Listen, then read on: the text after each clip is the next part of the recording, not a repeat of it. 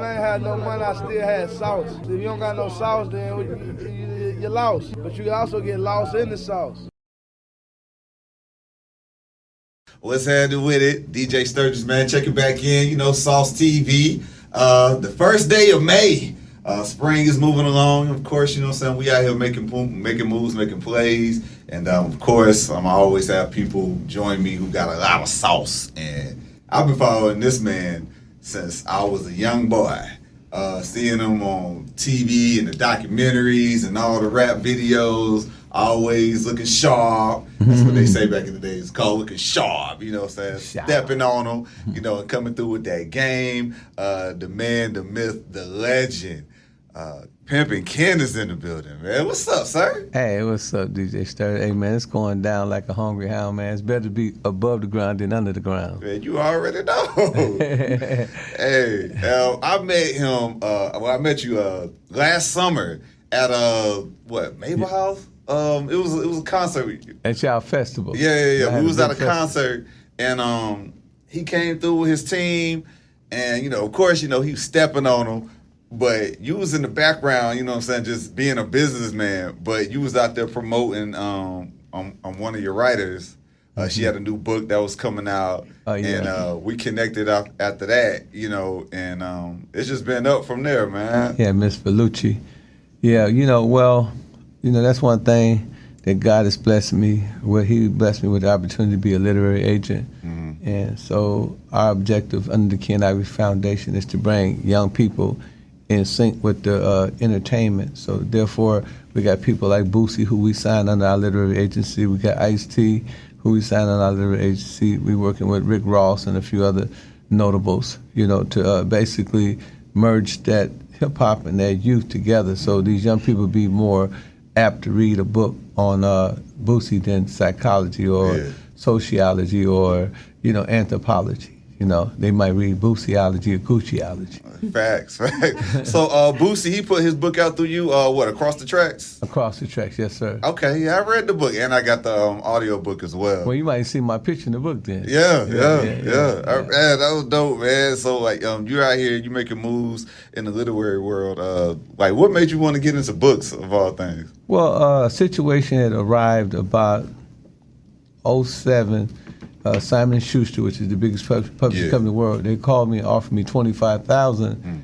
At the time, I had a Rolls Royce and a Mercedes. I said, that won't even pay for the front end clip on my Benz. I said, no, thank you.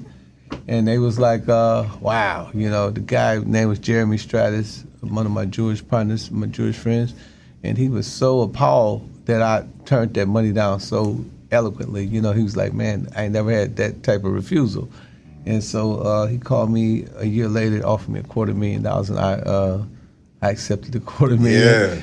And that's how I got into the ecosystem. And from there, you know, we sold millions of dollars worth of books. Then I did my second book, The Art of Human Chess, The Study Guide to Winning, and that did extremely well. It was also a bestseller. And we had a situation where Simon & Schuster had owed me some money, so I hired a forensic accountant to go do my due diligence, and in the process of that, you know, I found out that it was a clause in my contract called revert. You know, so revert means to go back. So paperback I was 15%, but once it went to paper, hardcover was 15%, paperback it revert to 5%. So that little word was the only thing that got me in the contract. So that caused me to lose, you know, a lot of money because I didn't properly read my contract. So I offered them $50,000 to buy the audio rights. They didn't know the trends. I was looking at the mega trends that thing was fit to go up. Mm-hmm. So I seen that a lot of people was getting into audiobooks, and I see phones were interchangeable, you know, with audible.com and so on and so forth. Yeah. And even YouTube's allowed you to listen to audiobooks. So I made a play for it. And I was able to, I won't get into details, but I was able to write a contract up. I kind of basically copy and paste it. Of course, put a Jewish name, like a Jewish lawyer at the end of it. And so when we was in the process of the deals, maybe 4 lawyers there, you know, looked like they might have graduated from Harvard, Yale, or probably Princeton or Columbia University, one of the prestigious universities. Some very conservative little young white guys. And so I signed the check, and they looked at the check, but I didn't completely endorse it. I flipped it. The contract had a clause in it as well. It said all future royalties would come from the sales of the future book, Pimpology. So although I won't be receiving royalties anyway, well, they had to also get their $50,000 out of that same contract. So I was able to procure and get 100% ownership. If you go to Audible, any one of those, you say Ken Ivey is the owner, not Simon & Schuster. So it was kind of a tit for tat. You know, they got me, I got them back, you know what I'm saying? And the CEO was so impressed with, you know, the way I, you know, was able to conduct my business with them that he offered me, you know, to be partners with them. And I'm partners with Simon & Schuster and about 16 other publishing companies. And I work closely with a young lady by the name of Wendy Sherman. She's a very prestigious person in the literary world, her and my sister, Sharice. Okay. Yes. That's what's up. That's what's up, man. So that's how I got in the literary world. So they weren't ready for that game. Well, you know, I mean, they taught me the game. You know, when I seen what they did, I said, you know, I keep my ears on record and my sponge on absorb. So I suck up game. I'm a fast learner. So if I see somebody doing something, you know, I'm gonna learn, you know, what they did. So I see I can go in there ranting and acting crazy. You know, I couldn't let my emotions supersede my intelligence. So I just went in there and I came in there with an intelligent tone. And you know, when you're dealing with Rome, you got to break the Roman seal. So I broke the Roman seal, and I was able to procure 100% rights of both of my books, and I made untold money. The minute I procured it, the minute I got acquisition of it, I acquired it. Snoop Dogg, Ice-T, Nick Cannon, and I believe E40 all posted it. I sold 5,000 books that day at $20 a pop. So, you know, I mean, that's why I want to teach young people, you know, don't put the guns down, you know what I'm saying, and put the gloves on. You know, sometimes you got to meet people on their turf. You know, you don't have to always, you know, use violence or negativity as a means to, you know, resolve problems and stuff like that. So it was just conflict resolution. I used intelligence, and I was able to outsmart 4 lawyers that graduated, had more degrees than the thermometer, without no violence. So yes.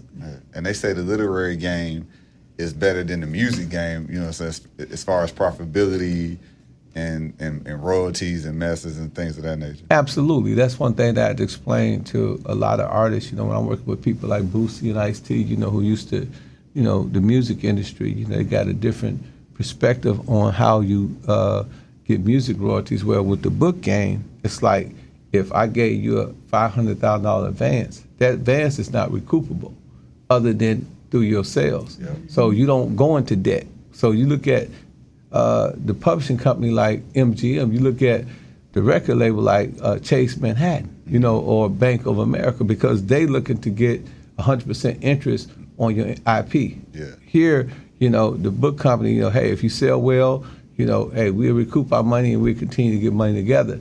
You know, and I told them, you know, like a lot of guys, and they want to come in, they say, well, I want $1 million. I said, you sure you want $1 million, right? I said, okay, well, if you only sell $1 million for books, you break even. If you sell $2 million, you do all right. But if you take a lower advance and say you make you take 500,000, you're gonna make your $500,000 back, and whatever sales you would do, you'll recoup that, but you'll look good on the other side of the game. They'll say, oh, he's a successful candidate, let's do another book with him, because they got first right of refusal. So that's the things that I have to teach these brothers. I tell them, I say, you can't play a book on the radio. You can't play it on V103. You can't play it at, name of club, King of Diamonds. You can't, you know, you can't listen to it in the car. You know, so therefore, you know, because of that, you know what I'm saying, it's a different game. But you can market, you can promote it, you can have other artists and influencers post it, you know, and the more people you get to participate, the more people you get to get down with you, the better it is for your product. All right, man, I'm sitting here talking, man, with Pimpin Ken, and I'm getting some game right now. And it's actually amazing that you're actually in that game, because that's actually something I wanted to get into, you know. So, I mean, I have a good voice, you know. I wanted to get into, you know, like the whole narration game, you know, because... you can sign up as a producer at ACX. Yeah, I am. I did. I did that a few months ago. They'll pay you. Yeah.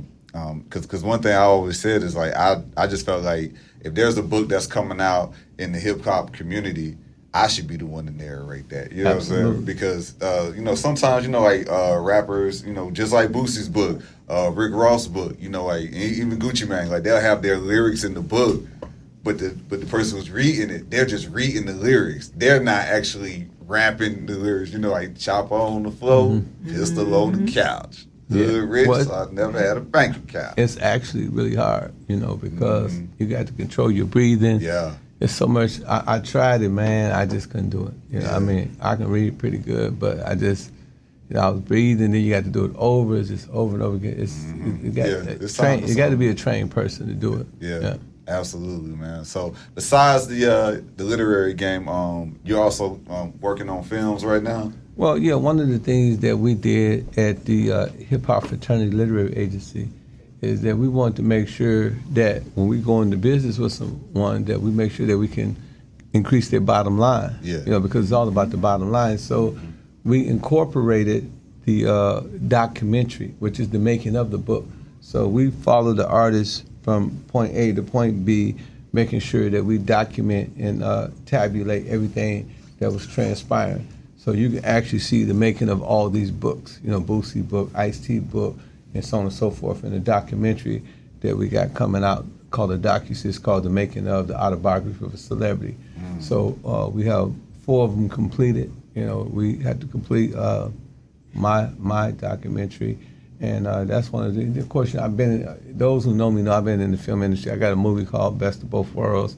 I got a movie called From the Ghetto Streets to Executive Street. My original one that was a sequel to Pimp Up, Holds Down called Pimpology. You know, so I had quite a few documentaries. It Ain't Easy joint, you know, so I've been in the game for a minute. But, you know, the level of game we're in now is different. And my son, I don't know if you ever seen that show, All American.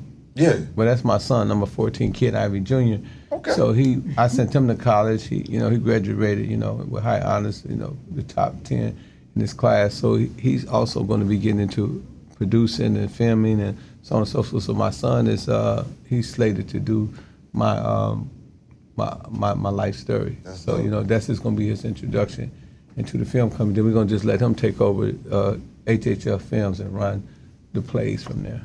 Yeah, see, that's more IP people. I need y'all to understand this. It's multiple bags that he's setting up and multiple opportunities that he's setting up for people, and that's amazing because it's like you're kind of using your influence to open up all these doors for other people.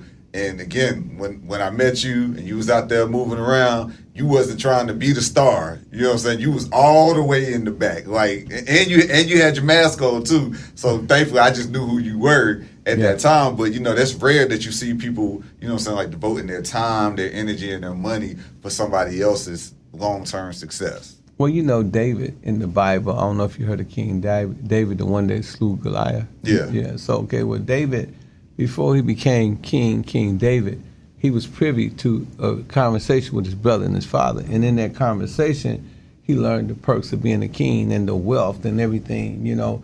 And so I've been in a few corporate rooms, you know, from HBO at 31 years old. I'm 60 now. You're talking about, what, 29 years ago? So I'm in these rooms and I'm hearing these $1 million conversations. I'm sitting there with Simon Schuster, hey, we can give you $4 million right now for Bruno Mars. And when you start hearing those conversations, you know, you like a Michael Jordan jump shot. You slowly fade away from the limelight and say, oh, the real money is in the background. Yeah. So, you know, once I understood that, I got in those rooms and those people I started, you know, locking deals for people, you know, giving people, you know, 6 figures and stuff like that for their book deals and started dealing with millions of dollars.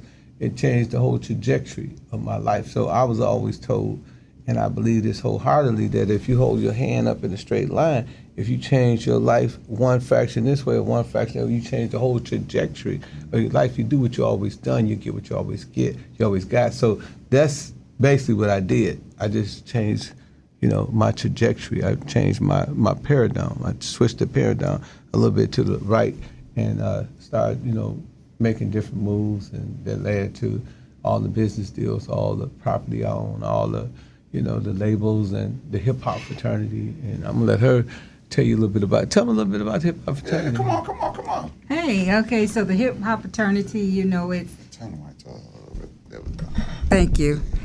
It's not just all about the Hip Hop Fraternity and, you know, logging into the internet site. What Ken was mentioning is bigger than that. We have clothing lines. We have an award show. We have the production company where you have books and documentaries and everything that he just spoke about. That's all up under the Hip Hop Fraternity. Not just that, but we also have courses that you can log into and learn about the music industry. I mean, there is so much going on within the hip hop community that it's not just a small company. It's a conglomerate of companies that come together to benefit us as a people and anyone else who would like to join.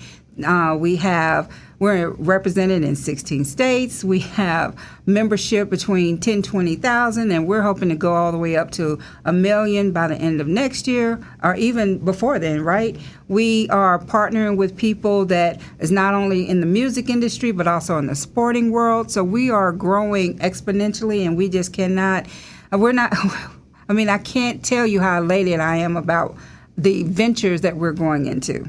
Ken has put together a solid foundation for the hip-hop community, and I'm truly honored to be a part of it. Yeah. Like she said, hip-hop is the #1 genre of music in the world. It's the second largest American export. I think I was in a meeting with Dr. Umar Johnson about 2 years ago. Y'all might have seen on my Instagram. And in that meeting, we were talking about the state of hip-hop, and Dr. Umar Johnson very eloquently said that if they gave us just the publishing, from our ancestors in hip-hop and in the music industry, that would be enough to reparate us for at least about 10 years. He said that's how much money is made in the music industry from our culture. So, not only that, when you look at hip-hop, you got to think about Black Wall Streets. Kanye West was believed to have been worth $9 billion at one time. Yep. So at $9 billion, the GDP of Tulsa, Oklahoma, Black Wall Street was $2.5 billion. So he was worth 3 times the value of an entire community, that is so praised in this country. Jay-Z worth $2.5 billion, which is the value of the country. I think Puffy might be half the value of $1 billion. Dr. Dre $1 billion. That's it. So we done created 4 billionaires that exemplify what we talk about when we talk about Black Wall Street. We talk about Black excellence. So and that's all coming from this culture called hip hop. Fortunately, we've been able to be in association with the White House. So Hip Hop Fraternity is working with through Sister Castleberry Hernandez and Brother James C.B. Gray, who is our CEO of the Hip Hop Fraternity. They're working in close proximity with the White House to curb some of the gun violence in this country. Yeah. So, that's under hip hop, and that's called the Hip Hop Initiative that the White House have. So everywhere you look, Senator Blinken, who's Biden's, no, he's not senator, he's Secretary of State. Yes. He said in one of his speeches recently on CNN that hip-hop is a part of American foreign diplomacy now. Because every time they go overseas and they talk to these dignitaries and these politicians and these what you call them, ministers and so on and so forth. They asking about rappers. Yeah, they asking about, do you know 50 Cent? So, so he was like, they have incorporated, that is a part of their foreign policy and diplomacy. So that just go to show you how far the culture is. And, it's a $1 trillion industry, right? Yeah. They say black folks, we only spend 2% of our wealth with our sales, right? Yeah. We spend 98% of our money with someone else, right? So our money bounced 2 times. Maybe once. Jewish money bounced about 15 times. Arab money bounced about 15 times. Mexican about 10 times. Other ethnic groups 10 to 15 times. Us 2 times. So we don't have no $1 trillion. We have $1 trillion in spending power. We spend about $1 trillion, but we're not spending exclusively on the music. But that someone is spending their money, and if it's the #1 genre, there is 6 billion people on the planet. Where is that force coming from? It's coming from all over the world, right? Exactly. So we understand that, this culture is impactful.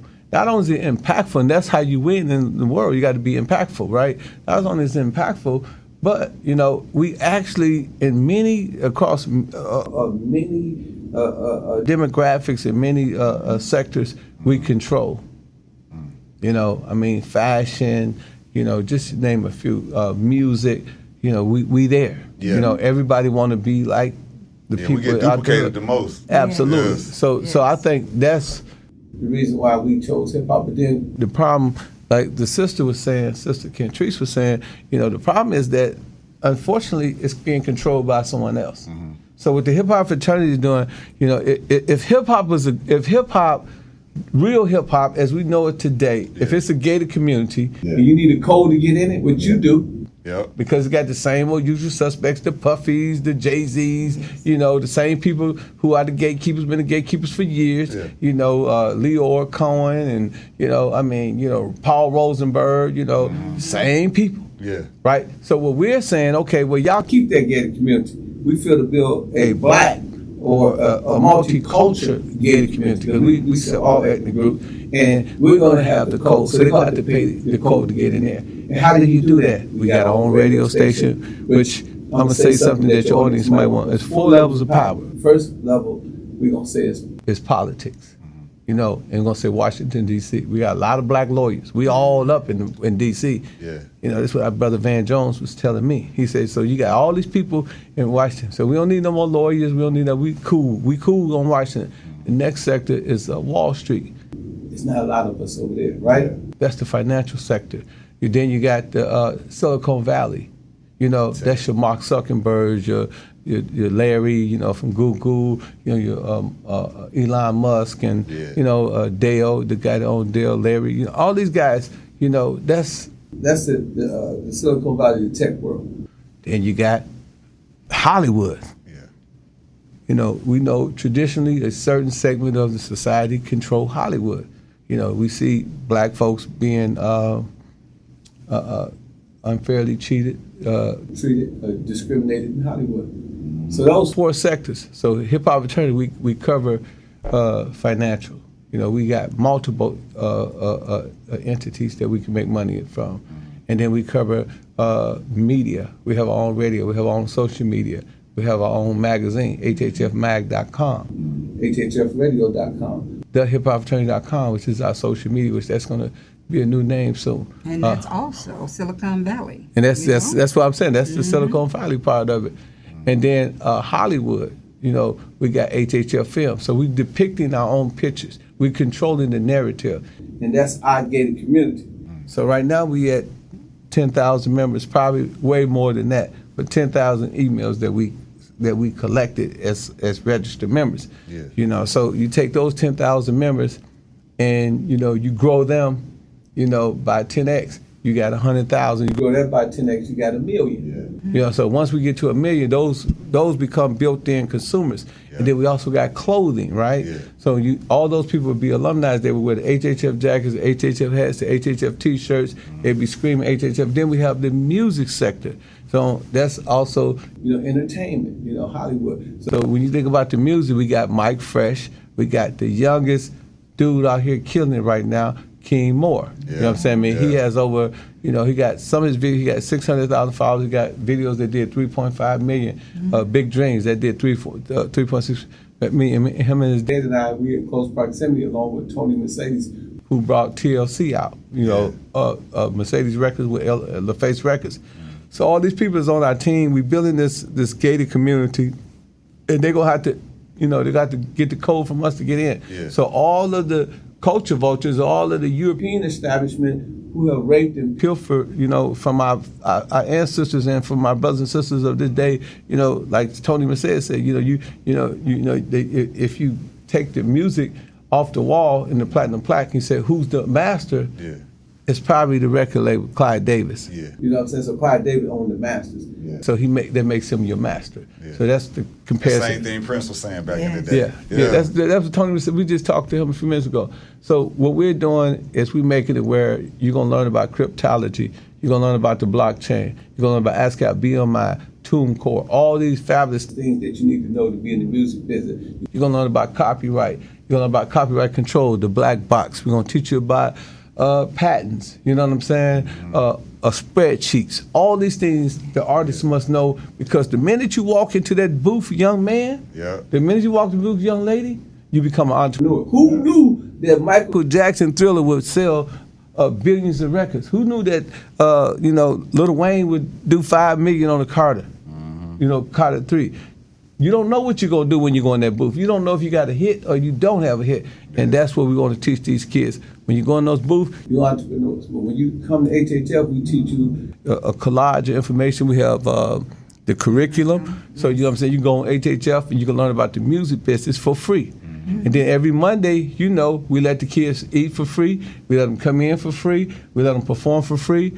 We let them park for free. And there's no organization in the city of Atlanta or we actually in 36 states. Yeah. I know, you know, the sister, she misquoted. Sorry. So we're in 36 states. So in not any one of those states, we're in Chicago, Kentucky, New York, Texas. If you go to any one of those states, it's the same system. You know, you get in free. So we're stopping the violence every month. Every Monday, we got 200 to 300 kids in there. I guarantee you, nobody die on Monday night from them kids. That's what's up. Right. And he's been, like, when he spoke of about 4 pillars, he even spoke about politics. So HHF has a political action committee, which he made reference to, like stop the violence, the gun violence. All of that is up under HHF PAC, the political action committee. So all of the politicians that he spoke of, they are here to help our group of people be more productive and not be in the streets killing each other, like being entrepreneurs, building something,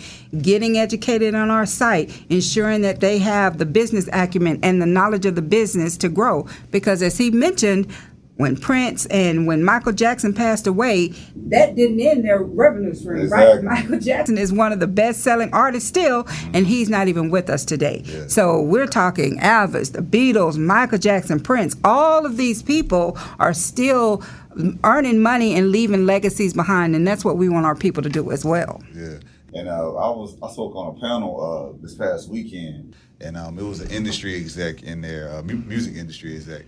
And one thing he said was, like, the way that the game is changing right now, if you're an artist or you do anything with your voice, you need to trademark your voice. Yes. Because AI is out right now. So just imagine how much more money you could be making, because now because even Drake proved it. Now we don't necessarily need you here. We can come through and just make this song without you being here, as long as I got your voice.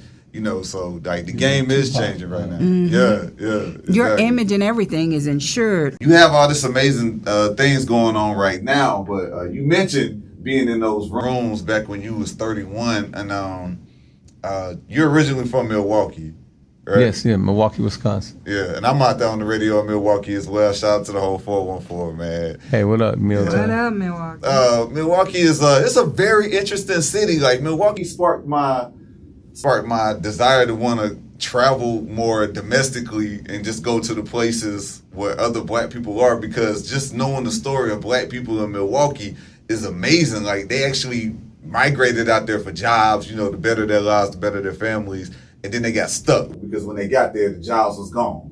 But instead of, you know, I mean, it is a lot of poverty out there, and it is like the most segregated city in the country. Yeah. But Milwaukee has a lot of hustlers.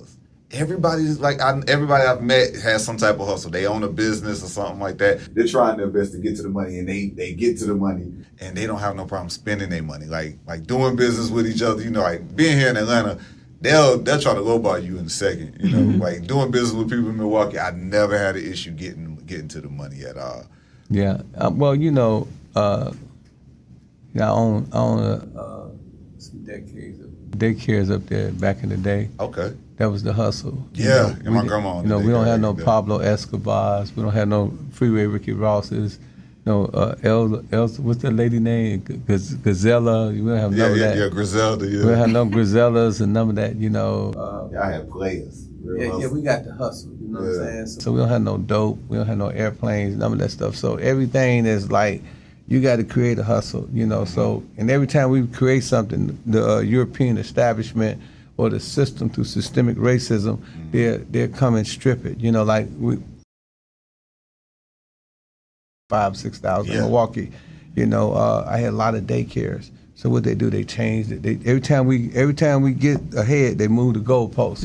You know, and then, you know, brothers start buying real estate. Now in Milwaukee, if you buy a house for $5,000, you got to have $100,000 in the bank. So, okay, you want to tell you got 100,000, that's easy to get indicted, for money laundering. You know what I'm saying? I mean, so, this is how they do it. But, brothers used to come out their pocket, spend 5,000, run it up. Now they go to the bank, now they making $200,000, $300,000, $1 million, I mean, I had a house for $750,000 way in the suburbs, back in 08, 07. You know what I'm saying? That wasn't uncommon in Milwaukee for brothers to get out the hood, and flip, make a couple moves, go through a couple mortgage companies to establish a relationship and get a $600,000-$700,000 loan. That was simple back then. Now it's everything complicated. No matter what we do, and then those who are fortunate enough to get a plug, so they call in the streets and bring the drugs back, all of them get indicted. Yeah. It never lasts. 3 years out, 30 years in. That's the system. So, I try to tell brothers in Milwaukee, because it's so congested and so much game going in and out, everybody got the same knowledge, it's best to spread out and go to Atlanta, go to Dallas, go to other states where you'll be more appreciated. And like you said, that honorableness, because the reason why they're so honorable, the honorableness come from, if you rob somebody, if you do something crazy, they're going to kill you. It's a murderous town. Yeah. So, a lot of people don't play games with people. People try to keep it on the square, unless they trying to die, or unless they just a plum fool and they don't care. Yeah. They on some kind of drug. So, and that's why, I'm able to do what I do around the world. And, you see so many people, put me on their podcasts, and people do business, put me on their albums, because, that flavor comes from that small town. Yeah, exactly. And I think they are picking up the game that you're giving them as far as spreading out, because I tell people all the time, like, if you really want to know about Milwaukee, they are tied to different cities, because they'll go out to Phoenix, Arizona in a second. I know plenty of people who moved out to Houston, and they come out here to Atlanta, someone go to Detroit, I definitely learned that, like my first year being on the radio out there, and like another thing about Milwaukee is y'all actually will take half the city and they will go out to Arizona like every year and shut the whole city down. And shut it down. Yeah. It's called Milwaukee versus Atlanta, Milwaukee versus Dallas. That's what they call it. Milwaukee versus, and then they come in 200-300 deep, everybody, it's crazy. Stepping on it, everybody looking like money. Everybody got money. Everybody got money coming. That's one thing for sure. Yeah. So, I love the city, and of course, it's considered a pimp town. Yeah. Iceberg Slim, all the pimps, the big time pimps came from there too. Yeah. So that's one of the, I guess, the stigmas that they put on our city. And that's a hustle that you learn too, because ain't no drugs, you learn to get in that game. And so that's how I ended up in the game, everywhere you go, it was pimp this, pimp that. Everybody was hustling, so, you get in that game. And, eventually, they did the same thing. They came up with human trafficking. So they moved the goalposts again. So, I got out of there when they said human trafficking. I said, I ain't human trafficking. I don't know what y'all talking about. Yeah. But I got out the game. That's been over 30 years, man. I ain't been, involved in that game in many years. So what was your introduction to the game like? Like, was it a hard adjustment for you, or like did somebody take you under their wing and really try to teach you? Well, we was hustling and doing a little crazy stuff. And a partner of mine, he had got into the game. And I went over his house. He had 3 young ladies. And I asked him, what's going on? He told me what's going on. I said, let me have one. He gave me one. And she just so happened to be, in the game, and she taught me the game and showed me the ropes and stuff like that. And then, I thought that was what I was gonna do, but I still had that little, little hustling in me, and I got caught up. We had to go do a little time. And when I came out, I had to make a choice. Do I pick up crack cocaine and hustle, or do I go back to the lifestyle that I left with? And so, like I said, a lot of people don't understand the game. In Milwaukee, that's like going variety. It's normal. Women do that. You know what I'm saying? They don't do that here. They do that there. They love that. You know what I'm saying? That's what everybody do. It's like, let's go get some money together. They'll tell you in a minute. But people don't understand it because it's part of that culture, but it's because it's a small town. They do the same thing, and people don't know this in the Philippines. They do the same thing in Guam. They do it, but it ain't looked at over there how we look at over here. That's how the women get their money over there. And then you got small towns here that use that same principle. So, that's how you end up getting caught up. I just was the type of person, I was hyperbolic. I took it to the next level. I started winning trophies, and then all these TV people wanted to come and film me and stuff like that. And then at that juncture, I said it's time to go because I realized I was too good. And I said, man, let me, get out this game. And HBO gave me an offer I couldn't refuse. Yeah. They gave me a chance to get in the film industry, film while they were filming. And, once you taste that money, that real money, all that stuff become obsolete. Wow. And a lot of young ladies, they was mad that I got out the game. They was like, no, stay. Yeah. Said, no, you stay. I'm getting out this day, man. I was making so much money, man. HBO gave me a fat check. Yeah. And, the movie ended with me. You seen the movie. It ended with me. And, I was the star, and all the celebrities started calling me, 50 Cent and Nelly, all them niggas started paying me to be on their shows. And it was like, I was this whole new person, man. So this piece of why you still call yourself Pimpin Ken. I said, because I'm Pimpin Ken. I'm pimping me. Yeah, I'm a pimp myself. Yeah. I'm the hoe. You can't pimp me, I'm a pimp myself. I'm a good hoe. So, I ain't going to run off on myself. Can't no another pimp come and snatch me. So, that's what I became. I came home, and then I started writing books and started saying another opened up daycares. I started buying real estate. I just started doing something. I had a store in Dallas, had a big old store, making millions of dollars. I mean, so I just, I had an entrepreneurial spirit, and I just flipped the script, But that's how I got in the game. Yeah. But I'm glad I got out the game. Yeah. So it was better. My exit was better than my entry. Yeah. Because I exit on top on one of the biggest shows ever, Pimps Up, Hoes Down. So the last image that people seen of me in the game is that being number one, And so I have nothing else to prove. At that point, I know my mama, I was raised in the church. My mama, Pimp. And that's why I said, pimping ain't who I am, is what I did. I said, I'm my mama's boy. I'm one of Edith Ivy's son, and she taught me to be a good boy. My daddy used to beat me with extension cords every time I did something wrong. So I knew wrong from right, So I just feel like, then I owe my mother that, to do something positive. And my mama see me doing all this stuff. When she go to somewhere in Milwaukee, and somebody say, oh, you Ken Ivy's mama? They open the door for her. She VIP, whatever she wants is free, That's Kenny's mama. That's his mama, Hey, can you call him up right here? My mama be calling who? Oh, he said, this guy say you know you can't talk to him, He said he about to go crazy, so I talked to him, So I mean, it was like, and my daddy, he saw me in a positive light, I wrote my book. I dedicated my book to my dad, and my dad couldn't believe it. Man, who? He from Mississippi. He said, man, who the hell give you $250? Man, who the hell give you $250,000 to write a book, man? What you doing? To him it was like, he'd come over my house, man, and my mama now they'd verify all my brothers. So he come on, he just started crying. Cause he ain't never seen I had this big, beautiful house, he ain't never seen nothing like it. He cried. He said, man, you made it, man, So that was, and then he died a year after I bought the house. So, I was glad for him, before he died, he see me doing books and stuff like that.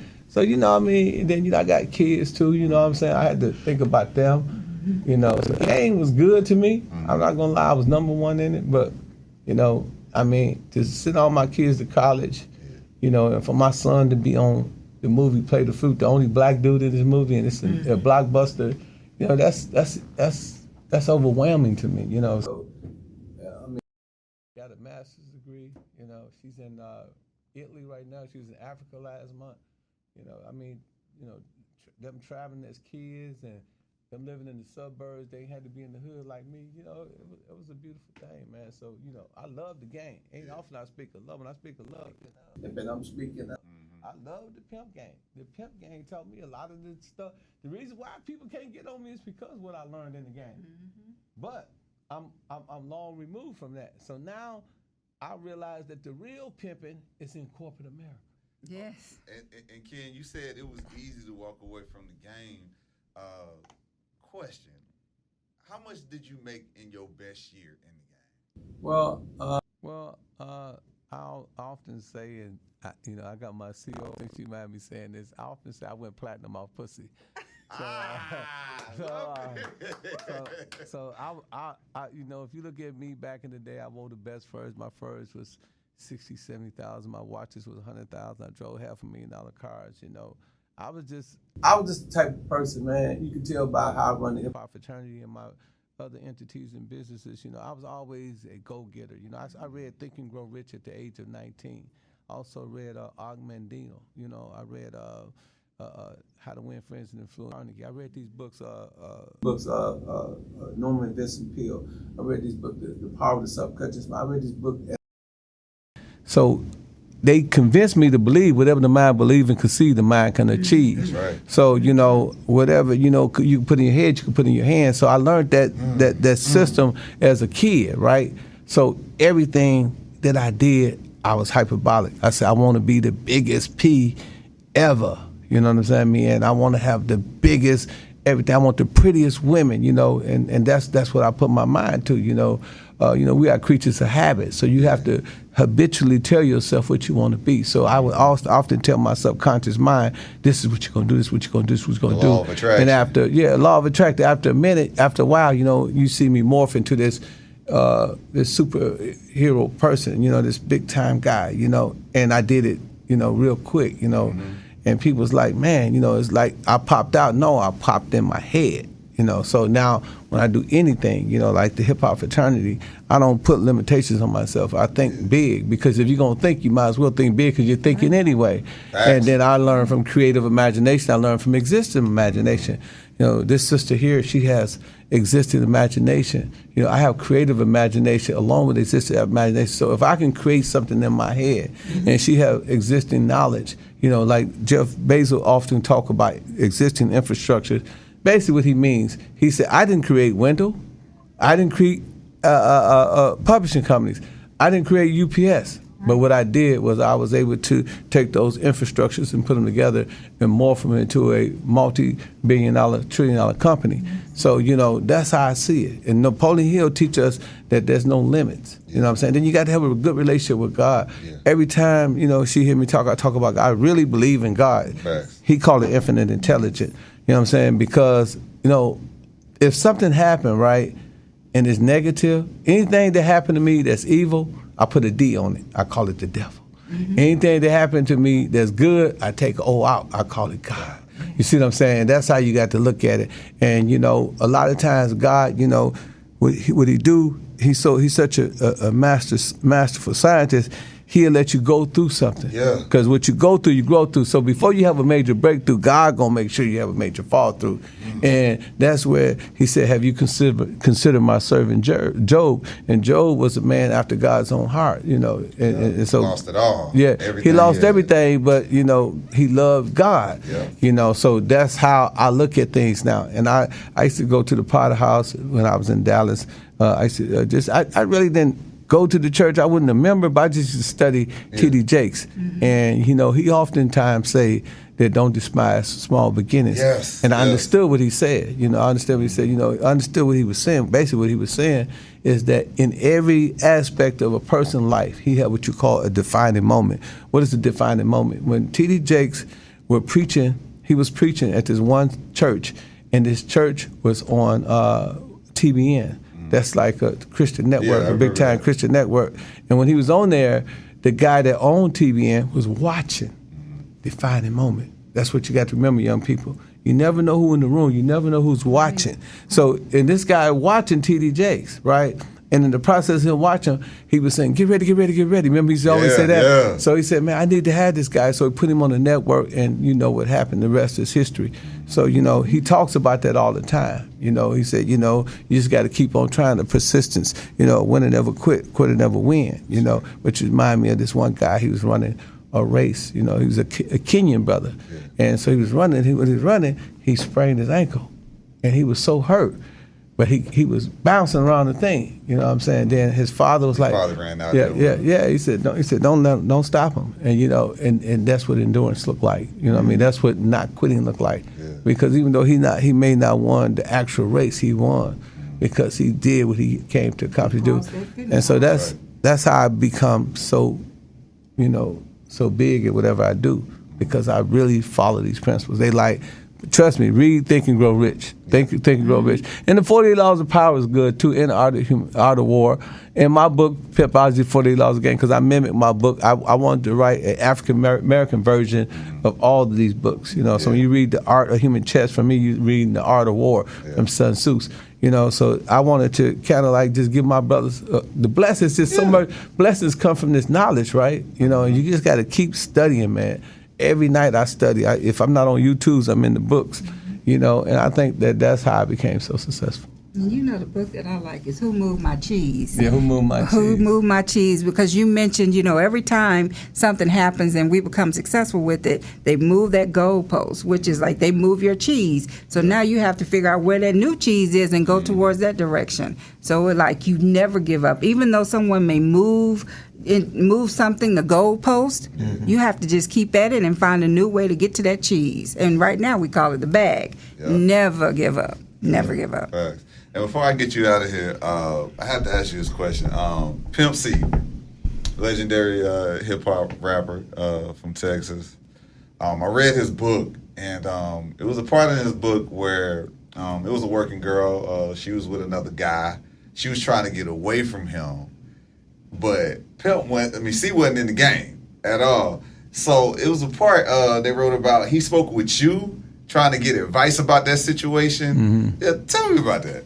Well, you know, Pimp C has been having the name Pimp C since he was about 15 or 16. So everybody assumed that he's a pimp. Yeah.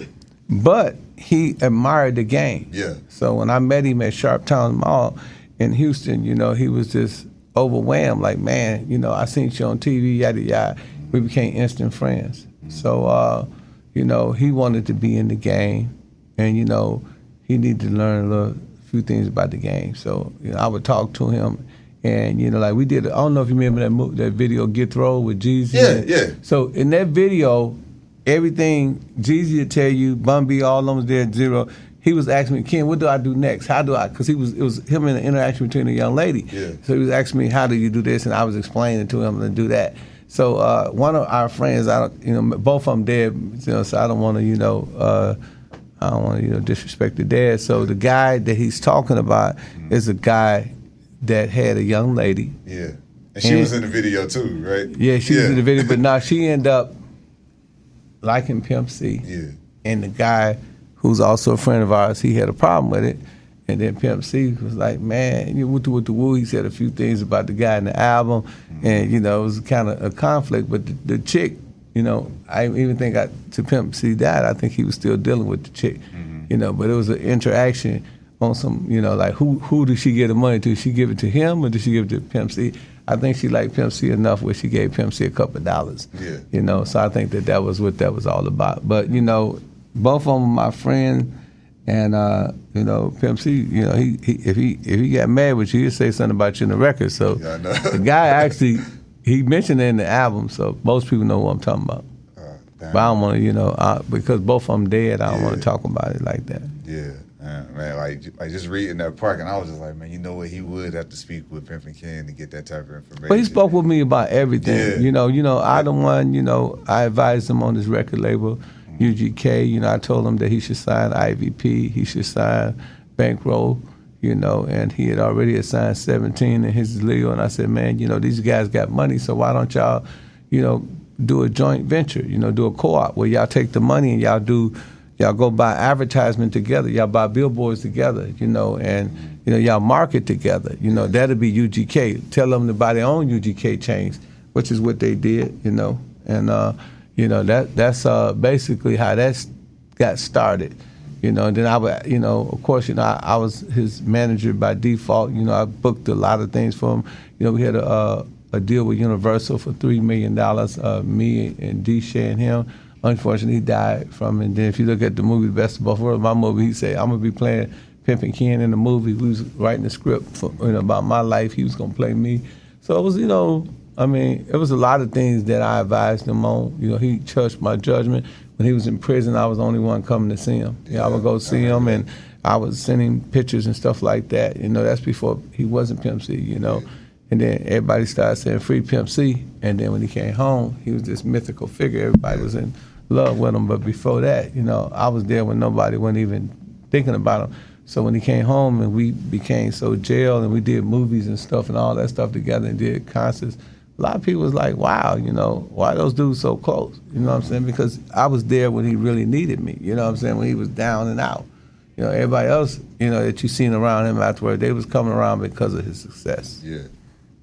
Man. Pimpin Ken coming through, man, with the isms, with the game and the knowledge, man. And all right, before we end this, I just want to say thank you for everything that you're doing, because you're showing young black men another way. You know what I'm saying? And you're showing that, yo, you know, it's not where you started, it's where you're going. You know what I'm saying? As long as you use this, and you can take the same principles off the streets and use it in this corporate world, and you can be the richest person in the room. You can walk in the brokest person. You can walk out the richest person. Hey, man, DJ, no crap, right?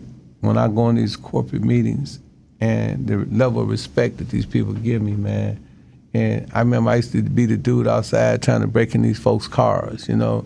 I was like, man, what can I steal around here? You know, to actually be in those rooms and to, you know, be able to communicate and speak the King's language and speak in an intelligent tone, man, it's like, you know, sometimes I got to pinch myself, right?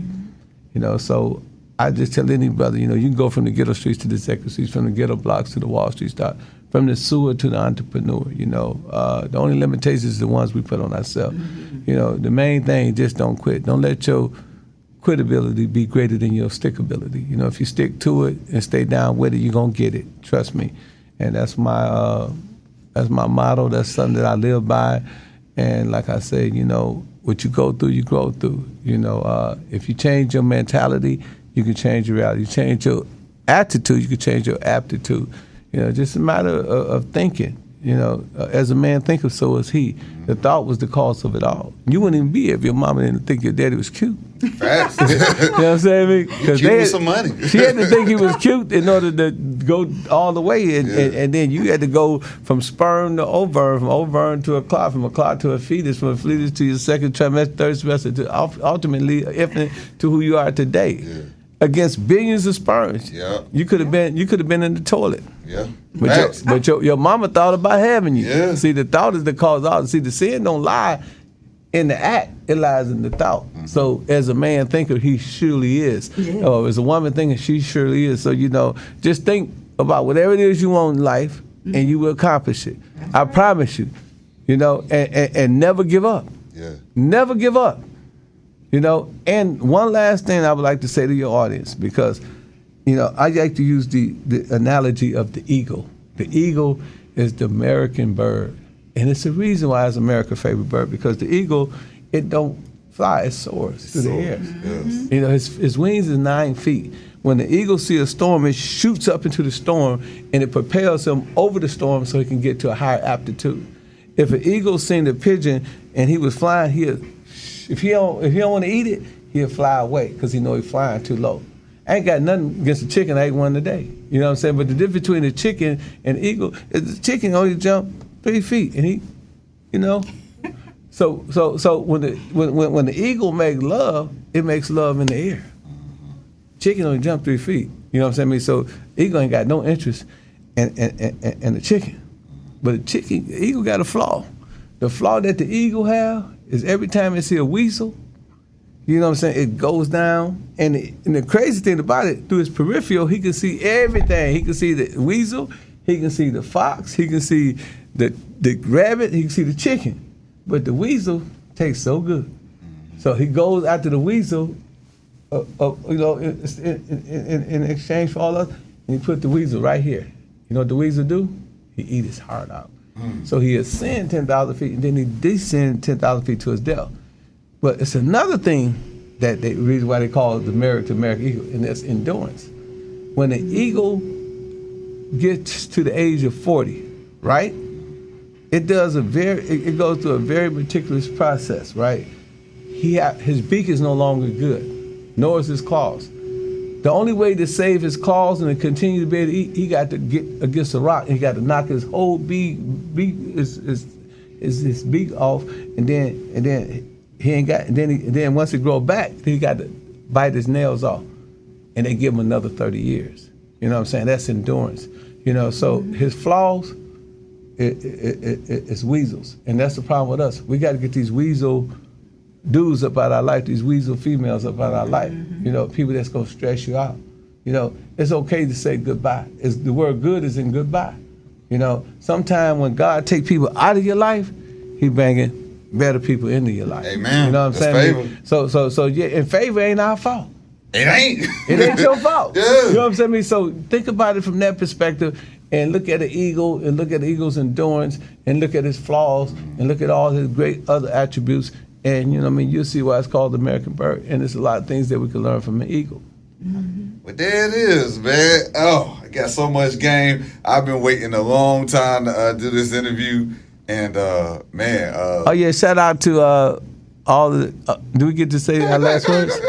Okay, I'm gonna let you finish and then we'll start closing them out. But now, I just want to say, man, from growing up, watching you on TV, watching you all the rap videos, watching you on Pimp Stuff Holds Down, you going into the store and you had a dude snap his fingers and the whole rack come out. You know what I'm saying? The whole rack come out, you know, and you know, just back in the day, you know, just seeing that and like, you know, like kind of wanting to emulate some of that, you know what I'm saying? Like, you know, you want to be a player, you know, and then, you know, just meeting you out, you know, making moves, and then we sitting here right now, and then I'm getting some inspiration. You know what I'm saying? Like, yeah, God is good, bro. Yes, He is, all the time. But when's your movie coming out? Okay, so we're doing a docu-series, but for all those who are investors, you know, Ms. Cantrice and our CEO, James C.B. Gray, will be taking meetings. You know, we want to have investment meetings, you know, where we give people check out our PowerPoints. We do show them some slides and show them some of the great things that we have to offer here at the Hip Hop Fraternity.